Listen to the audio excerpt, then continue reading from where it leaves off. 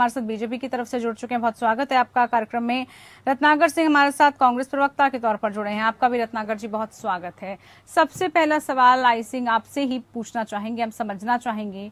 अनावरण हुआ, प्रधानमंत्री ने अशोक स्तंभ का अनावरण किया, लेकिन उस अनावरण के बाद अब इस पर जिस तरह की प्रतिक्रियाएं आ रही है, इसको लेकर कई तरह की सियासत हो रही है। एक तरफ कहा जा रहा है कि प्रधानमंत्री ने आखिरकार ये अधिकार क्यों लिया, ये अधिकार तो स्पीकर का होता है, संवैधानिक प्रोटोकॉल की जब बात करें तो उनके अंतर्गत आता है, इसको लेकर आपत्ति। दूसरी तरफ ये भी सवाल है बड़ा कि सिर्फ संसद भवन एक विशेष पार्टी का नहीं है, सभी पार्टियों का है, तो बाकी की पार्टियों को न्योता क्यों नहीं? प्रतिक्रिया सर आपकी। ये वही लोग हैं जो हर काम में विरोध करते हैं। आपने देखा होगा कि माननीय प्रधानमंत्री जी कुछ भी कार्य करते हैं, मगर इनकी तरफ से सिर्फ विरोध होता है। ये जब इसकी नींव डाली गई थी, इसकी शुरुआत हुई थी, उस टाइम भी यही कांग्रेस पार्टी, यही ओबीसी की, यही और अन्य पार्टियां, इन्होंने कहा था मोदी भवन बन रहा है।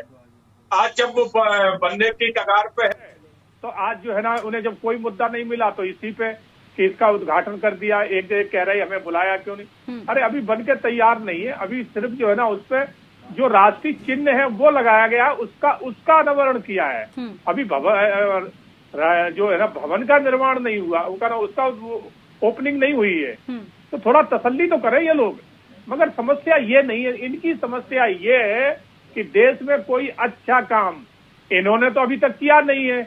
इन्होंने 70 साल में नहीं सोचा है कि हमें जब जो लोकसभा भवन है उस टाइम बनाता जब हमारी जनसंख्या के हिसाब से उस टाइम ठीक था। आज हमारे सांसदों की जनसंख्या बढ़ चुकी है, तो उस हिसाब से और जगह होना चाहिए। तो इन्होंने तो उस पर विचार नहीं किया। मगर हमने आए 8 साल के शासनकाल में इसके ऊपर भी विचार किया और भी अन्य चीजें बहुत बनाई।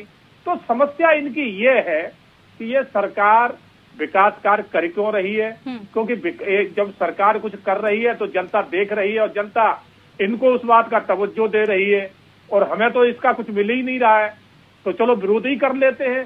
तो ये वो लोग हैं कि इन्होंने हर चीज में विरोध किया है। आप एक काम बता दो जो देश के लिए अच्छा हुआ हो, और इन्होंने कहा कि सरकार ने ये अच्छा किया है। तो विरोध सिर्फ विरोध के नाम से मत करो। हाँ, जहां विरोध करना है वहां करिए, अगर सरकार कहीं गलत है तो उस पर आप विरोध जरूर करिए। चलिए, मगर आप सिर्फ विरोध के नाम पे विरोध करेंगे। प्रतिक्रियाएं जो आ रही हैं और इस पर आखिरकार सियासत क्यों आ रही है, ये समझना बहुत जरूरी है। आदिल हसन जी भी हमारे साथ जुड़ चुके हैं AIMIM के प्रवक्ता के तौर पर।